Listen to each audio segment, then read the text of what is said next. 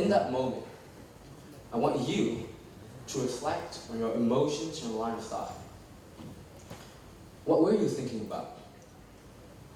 And how were you feeling about that decision? And I want you to let that sink in for a moment and carry that reflection along my talk today to see if probably I can change how you feel or think afterwards. Okay, so first of all, let's replay my childhood for a while.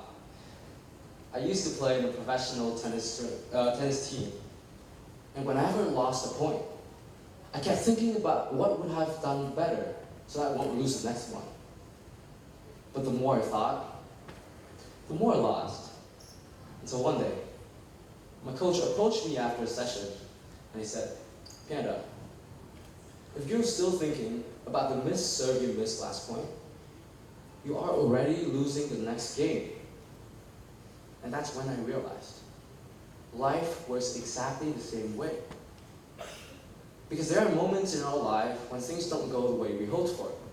Whether we fail a test, we lose an opportunity, or just simply fall short of what we expected us to deliver.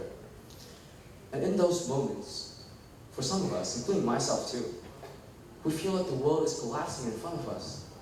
And our mind automatically replays what went wrong over and over again, as if believing the mistake might alter the past into the better outcome that we have expected. But frankly, it's just not. And when you can't move on from your mistakes, your mind gets stuck. And reflecting on my sports journey has taught me something. Life is all about moments, and those fleeting milliseconds and opportunities we have to be ready for, to immediately recognize and to seize. Just like a smash in a pickleball game, you just can't deliver a strong killing shot if your mind is still bugged in the bad dink that you made in the last rally. It simply doesn't work that way, because our life doesn't pause for an opportunity in front of us. Moments appear and vanish in an instant. And when you can't move on, you carry the heavy weights from yesterday, and it clouds our focus for tomorrow. It's like trying to run a marathon with the extra 10 kilos on your back. It's just so tiring. And when you refuse to move on, the line of thought runs around in a circle, and eventually, you're trapped in a loop of doubts and mistakes that grows moments by moments. And the truth is, our focus is limited. We only do well when we are focusing on only one thing. So do you think I'm going to stop my talk today just because I messed up some pronunciation? I mean, probably already have. I don't have the best pronunciations at all. But think about it, okay? What are the benefits of thinking about a mistake over and over again and having to quit because of it? Do you think it's worth it? And for the matter of fact, moving on isn't about pretending you're okay or ignoring what happened.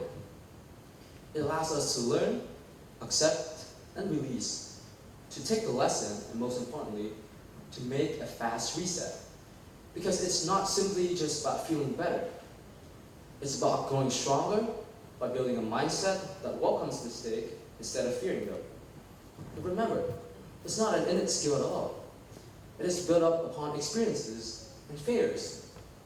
And that's what growth looks like.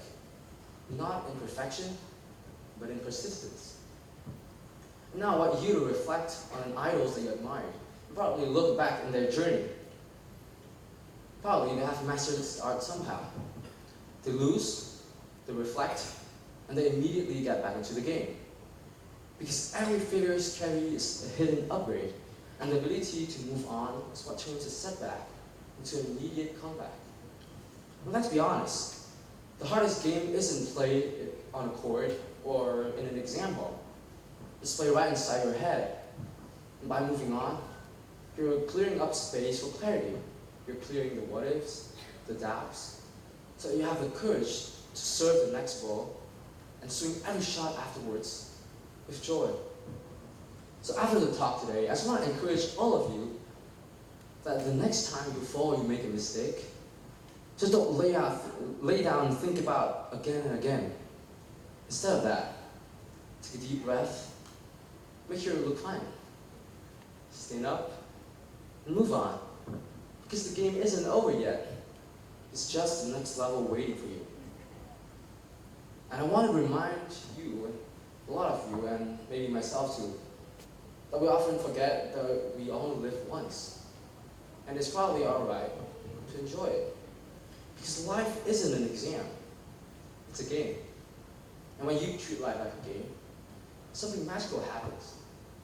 The pressure drops, and instead of treating life like a life and death test, we're embracing it more with joy. The joy that allows us to experiment. And by experimenting, we're allowing ourselves to take more risk. The risk that will make our life harder, but harder in a way that wakes ourselves up every morning being proud of us, because we know that we have reached the next level in our life.